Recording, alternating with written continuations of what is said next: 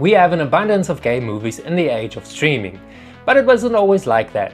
Some movies would allude to the fact that a character is gay or have some gay subplots. Subplots that were only spotted by eagle-eyed viewers. In this week's video, I'm counting down my picks for the top 10 unintentionally gay straight movies.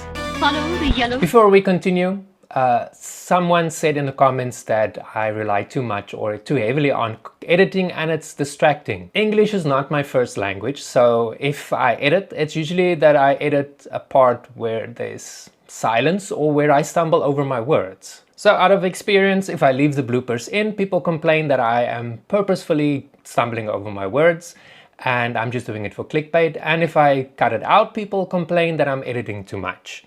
It seems you cannot please everyone on YouTube. Anyway, let's get into this week's video. Follow the yellow brick road.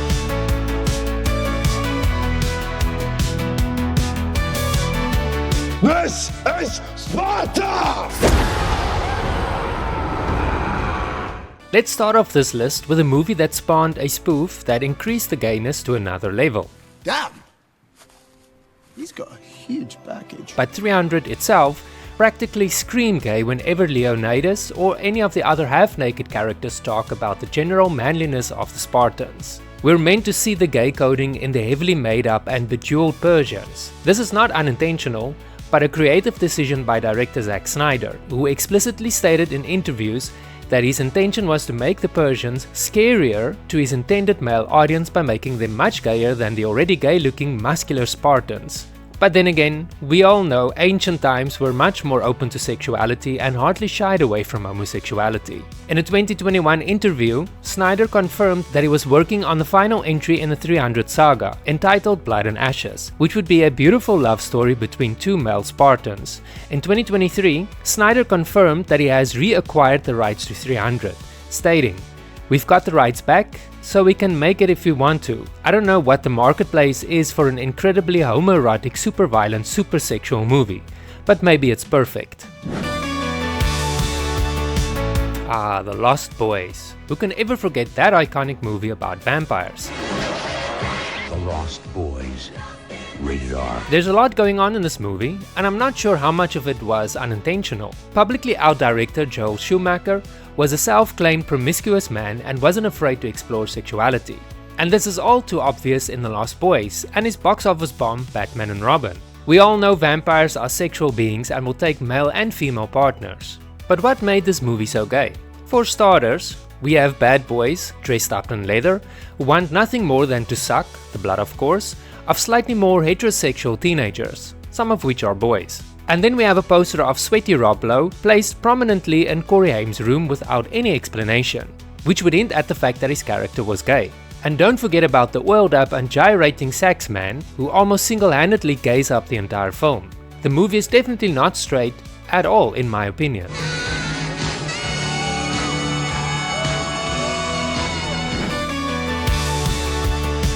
Coming out in the military in 1986 would have seen that poor gay soldier dishonorably discharged. And I guess that's why Top Gun every so often feels the need to reinforce the fact that Tom Cruise really likes kissing Kelly McGillis.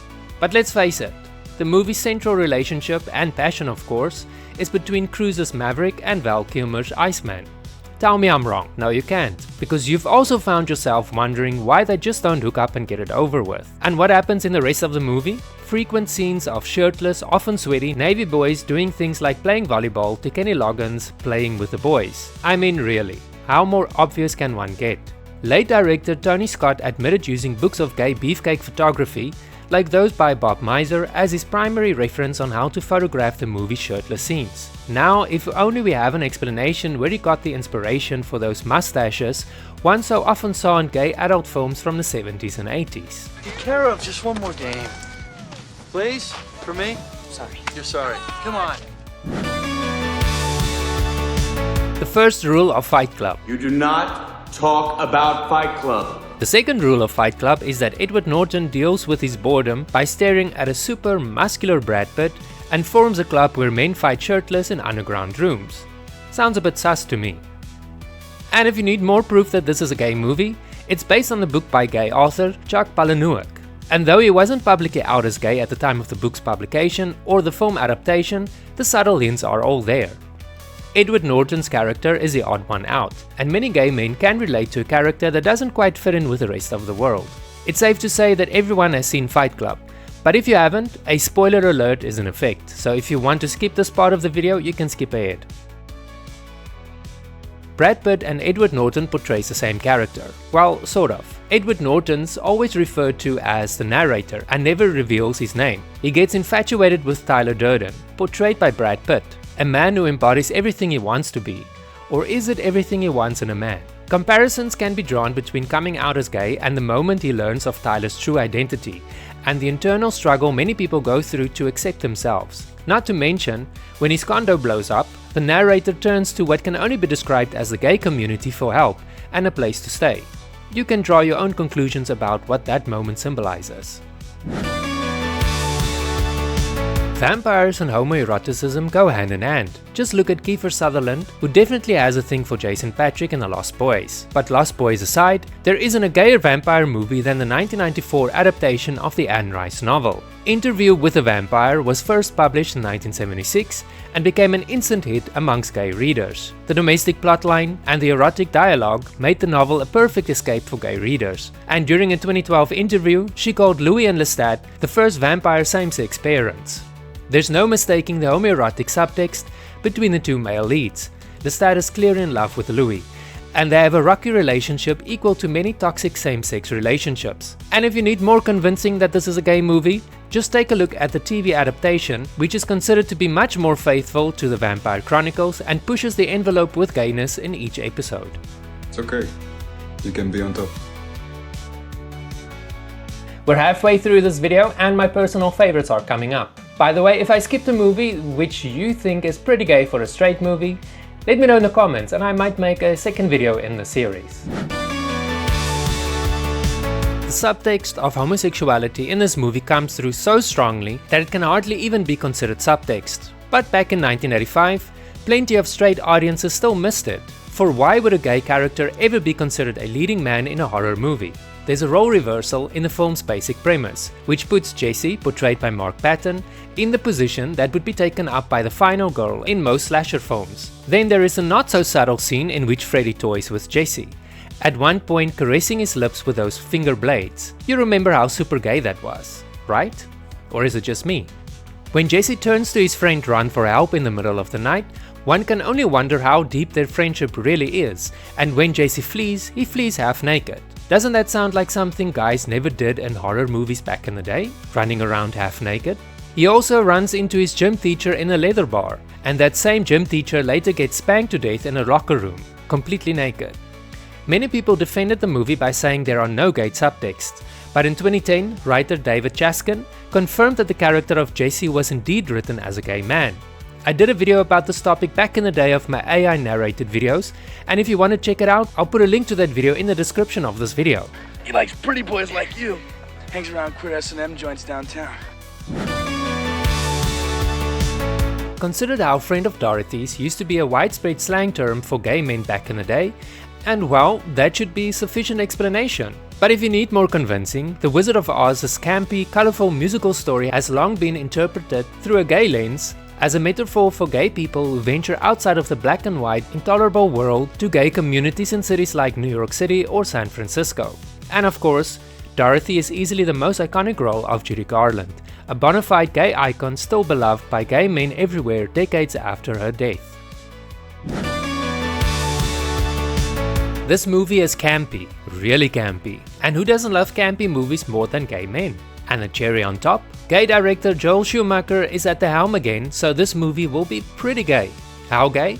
Let's start by throwing in a batsuit with pronounced nipples, a six-pack and ab-shaped armor, a massive codpiece, and deeper than expected butt cleavage. And you've got a recipe for the gayest superhero movie ever. Schumacher knew exactly what he was doing here with this movie and who this movie was made for. There is obviously the fact that Bruce Wayne, Batman, and Dick Grayson, Robin, live together and share an unconventional relationship with an obvious power difference between the two, along the lines of Batman being dominant and Robin being submissive. This is one of my all-time favorites when it comes to movies not being subtle about sexuality. Acting legend James Dean portrays the moody, sensitive teen Jim Stark, who befriends Plato Crawford, portrayed by Sal Mineo, and of course Judy, portrayed by Natalie Wood. The three leads form one of the greatest love triangles ever portrayed on the silver screen, if you know what to look for. Though restrained throughout the film, it's impossible not to see the attraction that Mineo's character has for Jim. Nor was it unintentional. You can see that it's not acting and that the two actors clearly had some sparks between them in real life. Mineo later revealed that Dean instructed him to look at me the way I look at Natalie.